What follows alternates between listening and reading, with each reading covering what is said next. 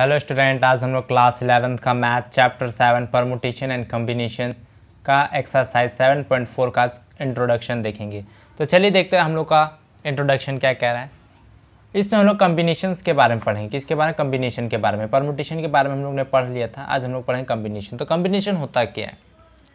Combination is a selection of number of object. In combination there is no role of order. देखिए इसमें हम लोग क्या करना पड़ता है, हम लोग को कुछ ऑब्जेक्ट्स में से क्या करना है, कुछ सिलेक्शन करना पड़ता है। क्या करना पड़ता है? सिलेक्शन करना पड़ता है। जैसे कि अगर आप कोई क्लास में गए, ठीक है, आपको अगर क्या करना है, दो मॉनिटर सेलेक्ट करना, तो आप किसी को भी उठा के एक लड़की उठ जाएगी, एक लड़का उठ जाएगा। तो हम लोग किसी को भी पहले कोई भी उठ सकता है, या तो पहले लड़की उठ जाएगी या पहले लड़का उठ जाएगा। इसमें कोई दिक्कत नहीं है, इसमें ऑर्डर का कोई रोल नहीं होता है, ठीक है, इसमें ऑर्डर मैटर नहीं करता है।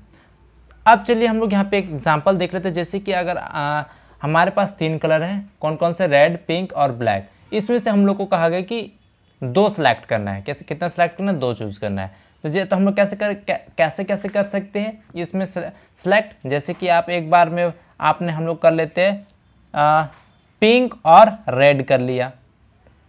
पिंक और रेड हम लोग ने एक बार सेलेक्ट कर लिया। दूसरी बार में हम लोग ने ब्लैक और रेड सेलेक्ट कर लिया। किसको? ब्लैक और रेड को। और एक फिर हम लोग ब्लैक और पिंक को सिलेक्ट कर लेते हैं।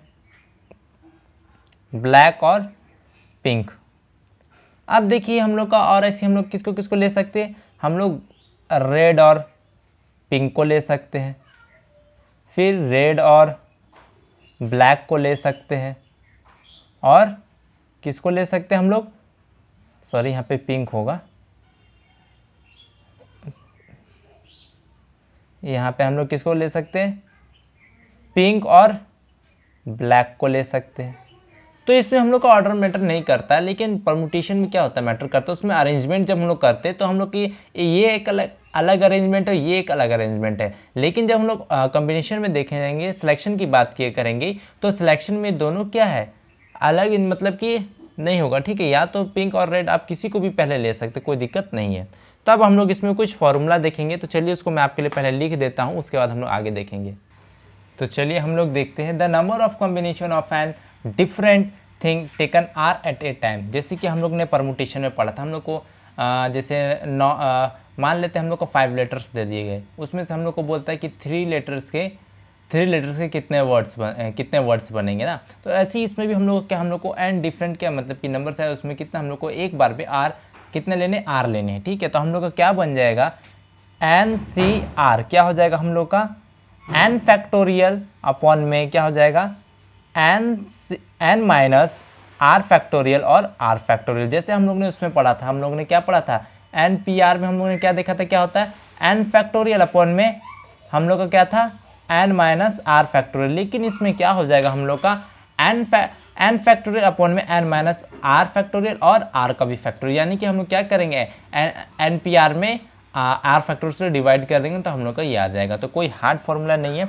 अब इसमें कुछ और केसेस बन सकते हैं, जैसे कि हम लोग का इन एन सी आर में अगर हम लोग का फॉर्मूला क्या बनेगा, अगर हम लोग का आर किसके बराबर हो जाए, एन के बराबर, तो आर हम लोग का जब एन के बराबर हो जाएगा तो हम लोग क्या बनेगा, n c n equal to क्या हो जाएगा यहाँ पे, एन फैक्टोरियल अपॉन में क्या हो जाएगा, एन आर के प्लेस में क्या आ जाएगा, एन, और यहाँ पे आर के प्लेस में क्या आ जाएगा, एन फैक्टोरियल, ठीक है। अब यहाँ पे देखिए ये दोनों तो कैंसिल हो जाएगा, एन फैक्टोरियल से एन फैक्टोरियल कैंसिल हो जाएगा, एन फैक्टोरियल से ये कैंसिल हो जाएगा, क्या बचेगा, देखिए ये भी 0 हो जाएगा, क्या हो जाएगा, 0 फैक्टोरियल। इसको हम लोग क्या लिख सकते हैं, 1 लिख सकते हैं, 1/0 फैक्टोरियल क्या होता है, 1 होता है, यानी कि 1 आ जाएगा।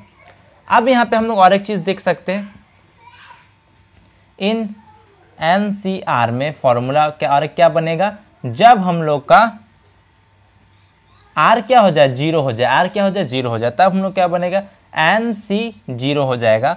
अब यहाँ पे देखिए क्या हो जाएगा, एन फैक्टोरियल अपॉन में क्या हो जाएगा, एन माइनस आर के प्लेस में 0 आ जाएगा, और यहाँ पे भी आर के प्लेस में 0 आ जाएगा, 0 फैक्टोरियल। तो यहाँ पे क्या होगा, देखिए माइनस करेंगे तो यहाँ पे आना होगा, तो एन फैक्टोरियल से एन फैक्टोरियल कैंसिल, और 0 फैक्टोरियल को क्या होता है, 1 होता है, तो यहाँ पे क्या आ जाएगा, 1।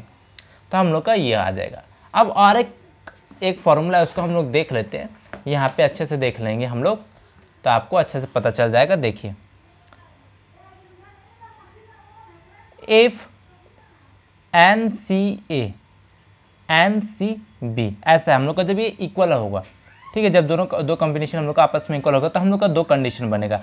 तब हम लोग क्या हो सकता है, ए जो है वो किसके इक्वल हो सकता है, बी के, या तो अगर ऐसा नहीं हुआ तो क्या हो सकता है, जो एन होगा ये होगा, ये क्या होगा, इन दोनों के आर के, जो आर में जो नीचे में है इन दोनों का क्या होगा, सम होगा, यानी कि ए प्लस बी।